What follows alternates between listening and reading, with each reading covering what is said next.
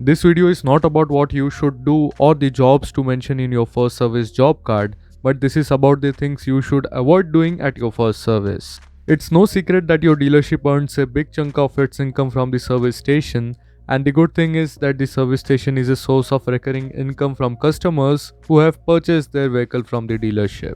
Most of the points in today's video have been racked up from the comments and messages from your end, so a big thanks to everyone who shared their experiences in the comment section.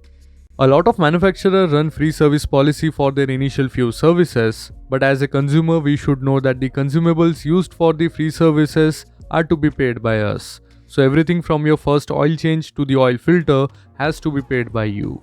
Now to squeeze out some more cash, some authorized service centers run this engine flush add-on for your first oil change, which usually happens in between 500 to 1000 kilometers on the auto. I am not against engine flush, but it's a waste to use them at 500 kilometers where your engine is practically new and free from any deposits that the flush needs to clean off. So please be clear with your service advisor about this and save your money from flushing. With BS6 motorcycles and scooters, we are seeing a trend of throttle body and fuel injector cleaning, which manufacturers usually recommend at long intervals of 10,000 or 20,000 kilometers, but definitely not at 500 or 1000 kilometers unless your fuel system is messed up with adulterated fuel. Next is charging you for stuff that is included in the free service or adding extra add-ons in the name of spark plug cleaning or brake service.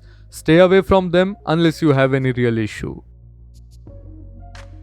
I have seen riders struggling to get spare parts, but accessories and high margin stuff like Teflon coating anterior services are readily available at the service stations. Again, I am not against stuff like roadside assistance which they upsell with pride, but a lot depends upon your use and your location.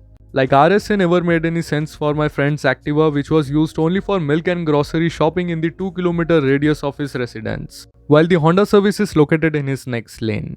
Unfortunately, his Activa was flood affected in 2019 and so was the RSA vehicle, where he had to push his Activa with the help of the service people to the workshop. Sometimes I do get to read in the comments that the motorcycle was performing better before the service and the service people have messed up with something. There can be numerous reasons, but I can at least list out 3 common issues which we have repeatedly noticed. And I'm keeping engine oils away from this as it is again a greasy topic.